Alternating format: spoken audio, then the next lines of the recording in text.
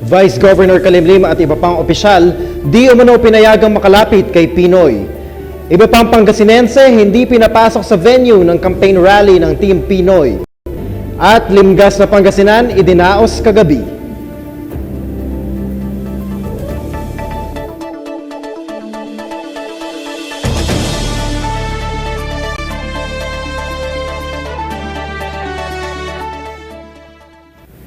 Masantos Yalabi, ako si EJ Dangla. Dumalaw kaninang umaga sa Lingayen si Pangulong Noynoy Aquino para sa proclamation rally ng local candidates ng Liberal Party.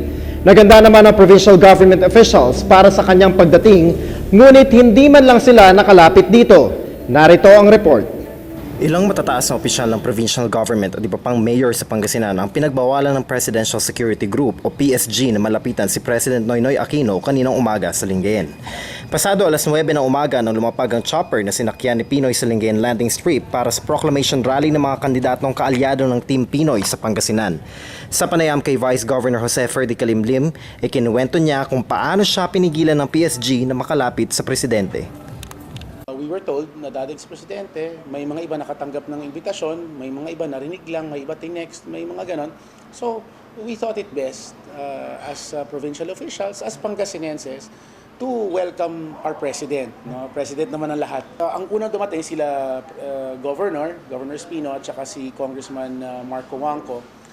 They tried to enter pero ayaw silang papasukin. Then, I think unang nakapasok si Congressman Mark, yung chairman po ng provincial chairman ng NTC, talk to some people, finally napapasok si Governor, sinama na rin nila si Senatora Shahani, then as people came in, parang pahigpit ng pahigpit, may ilang nakapasok. But by the time na dumating po ako, hindi na po ako pinapasok. Nag-introduce naman ako, sabi ko, baka pwede akong pumasok, si Vice Governor Kalimlim po. Sabi bawal na. So sabi ko, bakit gano'n? Diba? I mean, nasa Pangasinan tayo. So, I tried one gate, ayaw talaga ako papasukin. So sabi nila dun sa kabila, baka dun papasukin. So umikot ako dun sa kabila. Pag ikot dun, tanaw ko na sila Governor, pero hindi sila makalapit. Ultimo si Senator Drilon, tanaw, nagkumakaway pa sa akin. But still, ayaw akong papasukin. Sabi ko, I wonder why. So nung pinakiusap ata, ang sagot daw ata ni Secretary Mar is it's the President's call. Marami, I believe, may mga around 20 mayors na hindi rin nakapasok. Kaugnay ng naunang balita, mga tao hindi umano pinayagang makapasok sa venue ng campaign rally ng Team Pinoy. Narito ang ibang detalye. Hindi rin naitago ng ibang Pangasinense ang kanilang pagkadismaya sa pagbabawal ng PSG sa kanila na makapasok sa Lingayen 1 Central School ang pinagawa ng proclamation rally ng Team Pinoy kung saan naroroon nga ang presidente. Maging mga taong nakapasok na at lumabas lamang para magmerienda ay ayaw nang papasuking muli. Nakapasok kami kanina, kaso pagpasok namin ayaw na nila doon sa gate. Ayaw na kami papasukin.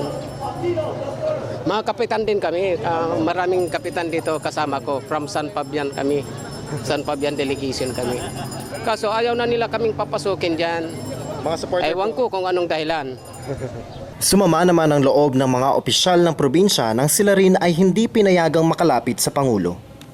Para ba yung hindi mo man lang maiparating yung simple Pangasinan hospitality ay ipagbabawal, ipagkakit pa sa'yo na ikaw mismo yung taga doon. Yun ang napakasakit eh. No? Una-una, ako ayokong isipin na alam ito ni Pangulo. Dahil una-una, siyempre, ang Pangulo ay Pangulo ng buong bansa, no? Hindi lang naman ng ilan. Pero ang nakikita ko, may halong politika ito. I myself, representing the people of Pangasinan, medyo, and plus the mayors, no? And the governor himself who had to force his way in para lang makapasok. I mean, gobernador na yan, kailangan niya pang ipuwersa, makapasok siya. Even si Senator Letty Shahani feels bad as a former senator na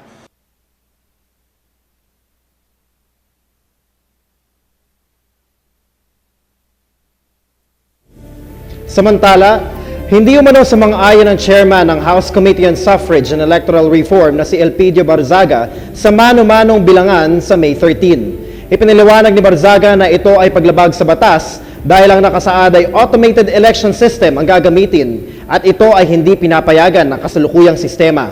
Maaari pa rin namang magkaroon ng Random Manual Audit o RMA matapos ang halalan. Ayon sa Republic Act 9369, ang RMA ay dapat isinasagawa sa isang polling precinct bawat congressional district na random na pipiliin ng Commission on Elections. Sa iba pang balita, limgas sa Pangasinan ginanap kagabi. Para sa iba pang detalye, narito si Maui Daroy. Ginanap kagabi sa Season Auditorium ang Limgas na Pangasinan 2013 na dinaluhan ng maraming supporters at manonood. Maging ang mga opisyal ng Pangasinan ay naroon din upang tunghayan ang pangyayari. Ito ang pinakaabangan na beauty pageant sa buong lalawigan kung saan ay naggagandahang mga dilag mula sa iba't ibang bayan at syudad ng Pangasinan ang kalahok. Nagpasiklaban sila sa kanilang talent at national costume competition noong April 25. Ngayong taon ay tampok ang 25 kandidata na nagpagandahan kagabi suot ng kanilang swimsuit at evening gown. Hinira na naman sila ng Pilipinas Got Talent Grand Finalist na si Marky Strom na pinakilig ang buong auditorium. Girl, I'm in love with you. This like a honeymoon. Past the infatuation flames. 8 kandidata ang natira para sa final round na kung saan ay nagtagisan sila ng galing sa pagsagot sa question and answer portion. And finally, to complete the top 8, we have candidate number 9, Anakin Eustaquio Lingayen. Present din si Governor Amado T. Espino na nagbitaw ng kanyang speech at nag-promote ng mga bagay patungkol sa pagbabago at kaunlaran ng Pangasinan. Makasakali po hanggang Disyembre, makita na po kayo dyan ng iba't ibang klase ng mga sports dyan po sa Banyaga hanggang Dumalandan, hanggang doon po sa dito sa Bantayan. So yun lang po ang aking masasabi. Salamat po sa inyong pakikisa sa provincial government. Salamat po sa inyong pagtitiwala sa amin at salamat po sa inyong pakikipagtulungan sa aming mga advocacies tungkol sa ating environment. Sa huli ay nagwaging second runner-up si Charlotte Visperas ng Mangaldan na nagkamit ng 30,000 pesos. First runner-up naman si Mary Marjorie Antigua na mula sa San Carlos City na naguwi ng 50,000 pesos. At hinirang na Limgas na Pangasinan 2013 ang nagmula sa bayan ng Calasiao na si Pamela K. Miranda na nanalo ng 80,000 pesos. Along with the crown comes a great responsibility. With these pageants, together with our credibility and advocacy, we can influence and inspire other people for a better and cleaner environment. Thank you. Ayon naman kay Pamela, susubukan niya pang sumali sa ibang national pageants. Pinipiling Pilipinas, pero try lang naman. If unfortunately hindi nakapasok, then okay lang. Siya rin ay may mga plano at advokasya tungo sa pangangalaga ng kalikasan. Mag-conduct ng beach cleanup, but also hikayatin yung iba pang Pangasinenses para tumulong dito. Nagpahayag rin siya ng kanyang saloobin sa darating na eleksyon. May advocacy this coming election.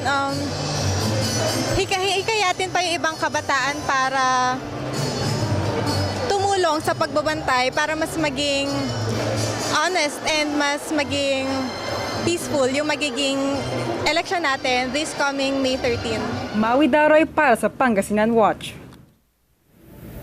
Baratilyo sa Calasiao, dinadagsa na ngayon ng mga tao bilang parte ng selebrasyon ng Calasiao Town Fiesta 2013. Para sa kabuoang detalye, narito si Rica Sevilla. Kasabay ng selebrasyon ng Calasiao Town Fiesta 2013 ay ang pagbubukas ng mga tiyangge sa nasabing bayan. Dinagsa ang nasabing baratilyo ng mga residente at turista dahil sa mga murang bilihin dito. Ang mga shorts na pambata ay 3.50 at kung tingin naman ay 20 pesos lang. Para kay tatay at kuya, murang-mura na ang tig 35 pesos na shorts. Ang shorts naman para kay ate at nanay ay 3.100. Para sa mga chikiting, 30 pesos lamang ang pinakamurang laruan. Para kay ate at nanay, ang mga blouse ay mula 65 pesos hanggang 100 pesos. Samantala, iba't ibang grupo ang nagpakitang gilas sa Drum and Bugle Exhibition sa Calasiao.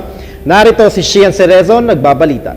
Ginanap kaninang umaga ang Drum and Bugle Exhibition sa harap ng Calasiao Commercial and Sports Center. Ito'y kaugnay ng selebrasyon ng Calasiao Town Fiesta 2013. Marami ang nanood sa nasabing exhibition at dinayo ito ng mga magtatanghal mula sa ibang bayan. Isa na nga rito ang Virgin Milagrosa University Foundation Drum and Bugle Corps. Naaliw ang mga manunood sa mga nagtanghal, mapabata man o matanda.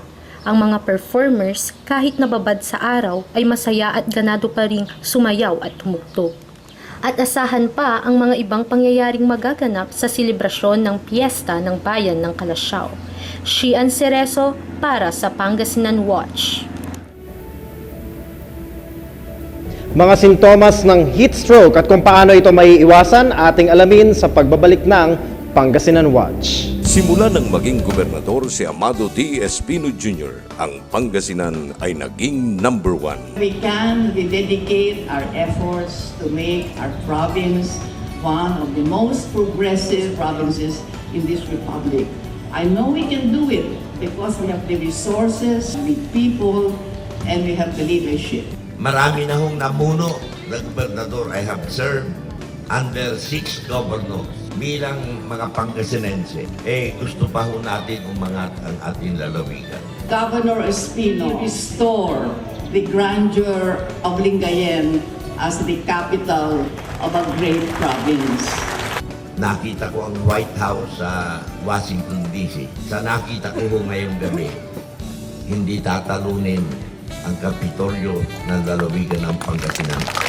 Dahil sa ating magaling na gobernador. Ipagpatuloy natin ang pagbabago at progreso sa Pangasinan.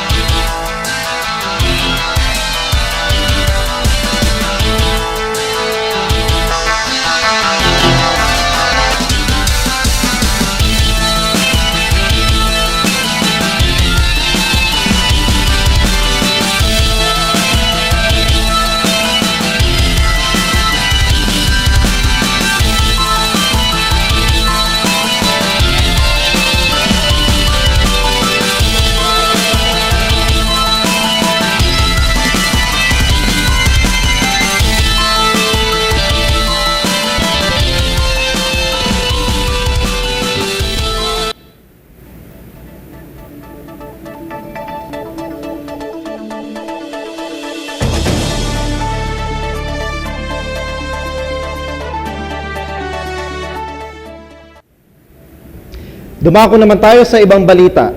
Idinaos ang TESTA Day kasabay ng Student Fair Day 2013. Para sa balita, narito si Tom Mendiguarin. Ipinagdiwang ng Pangasinan Association of Private Technical Vocational Institution Incorporated o PAPTVI at City Government of Dagupan ang TESTA Day at School Fair 2013 sa isang mall sa Calasiao. Nakilahok dito ang iba't ibang eskwelahan sa Dagupan. Ipinakilala naman ng mga school representatives ang mga kursong inihahandog ng kanilang institusyon. Meron namang mga booth ang bawat eskwelahan na kung saan maaaring kumuha ang mga interesadong individual ng scholarship ng technical at vocational program. Offered natin ngayon ng mga classmate, mga NC, certificate, which is commonly students, you could apply in just 2 weeks. Meron ka ng NC certificate ng classmate. Isang malaking oportunidad ang ibinigay ng nasabing programa sa mga interesadong individual na mag-aral ng kursong technical at vocational. Tom Mendiguarin para sa Pangasinan Watch. Samantala, inanunsyo ng Police Provincial Office o PPO na pinapangalagaan nila si Bugalyon Mayor Rodrigo Orduña at ang kanyang pamilya matapos bombahin ang harapan ng kanyang bahay sa Barangay Bugayong, Bugalyon noong April 17 ng madaling araw. Ayon kay PPO Information Officer Senior Inspector Ryan Manongdo, mga miyembro ng Special Action Force o SAF at hindi ang lokal na pulisya ang pumuprotekta kay Orduña at sa kanyang pamilya sa ngayon. Patuloy pa rin ang ginagawang investigasyon ng mga pulis sa nangyaring insidente. Si Orduña ay nasa kanyang pangatlo at huling termino bilang mayor ng Bugalyon at tumatakbo ngayon bilang vice mayor sa ilalim ng Liberal Party. Ayon pa rin kay Inspector Manongdo, itinaas na ng pulisya ang kanilang visibility hindi lamang sa bayan ng Bugalyon, kundi maging sa 14 na bayan at syudad dito sa Pangasinan. Ito ay upang masiguro ang public safety at ang kaligtasan din ng mga kandidato bago at pagkatapos ng eleksyon. At para naman sa pangkalusugang balita, sa tindi ng init ng panahon, pag-iwas sa heat stroke, ating alamin kay Tintin Arcalas. Sa tindi ng init ng panahon ngayong summer, marami ang naglilitawang sakit. Isa na nga rito ang nakamamatay na heat stroke. Ang heat stroke ang pinakaseryosong epekto sa kalusugan tuwing summer. Ang heat stroke ay isang medical emergency sanhi ng napakataas na temperatura ng katawan na maaaring lumala kapag hindi naagapan. Ang mga sintomas nito ay ang pagkahilo, pagsusuka, malamig na pagpapawis sa kabila ng mainit na panahon, mabilis na pulso, kapos sa hininga, red, hot and dry skin, hallucinations, at mataas na temperatura ng katawan. Upang makaiwas naman sa ganitong sakit, ayon sa Department of Health ay mainam na 13 hanggang 15 baso ng tubig ang inumin sa isang araw. Iwasan ang mabibigat na aktibidad at siguraduhin kaya ng katawan ang ginagawa. Magsuot ng maluluwag at komportabling damit lalo na kung lalabas ng bahay. Iwasan rin ang matataong lugar at bumisita sa inyong doktor upang mapayuhan tungkol sa heat stroke. Pinaiiwas rin ng DOH ang pag-inom ng tsaa at kape na nagiging dahilan ng dehydration. At gayon din sa pag-iwas na mabilad sa araw sa pagitan ng alas 9 ng umaga hanggang alas 3 ng hapon. Tintin Arcalas para sa Pangasinan Watch. Payag nga ba ang mamamayan sa suhestyon ng CBCP na magkaroon ng parallel manual count ngayong halalan? Ating tunghayan sa kabataan para sa halalan. Minungkahi ng Catholic Bishops' Conference of the Philippines na magkakaroon ng parallel manual count ngayong darating na halalan. Ngunit ayon kay Commission on Elections o COMELEC Chairman Sixto Brillantes, mawawalan ng kwenta ang automated count kung lahat ng presinto sa Pilipinas ay magkakaroon nito. Pero sinabi naman niya na magkakaroon ng random manual audit. Kailangan pa nga ba magkaroon ng parallel manual count sa lahat ng presinto sa halalan? Pakinggan natin ang saloobin ng ilang kabataan hingil sa isyong ito. Oo, para ma-double check sa manual kasi hindi naman tayo sigurado kung tama yung tumatakas sa Oo, kasi wala namang mawawala kung ito-try natin yung dalawang yun, tapos kung yun yung makakabuti para sa lahat. Hindi, kasi mas malaki pa ang magagastos natin. May manual na nga, may automated pa para mas ibigay natin sa mas may nangangailangan. Oo, kasi yun nga, sa panahon yun, winangin ng inano kahit sa ng bansa, ganun. Ito ang boses ng kabataan. Sa Alertahan Langit, kabataan para sa halalan. At yan ang mga balitang nakalap sa aming patuloy na pagbabantay. Mga balitang hatid sa ngalan ng tapat na serbisyo at sa kaalaman ng karamihan. Mabilis, totoo at mapagkakatiwalaang impormasyon. Ako si EJ Dangla at ito ang Pangasinan Watch, ang mata ng publiko sa probinsya.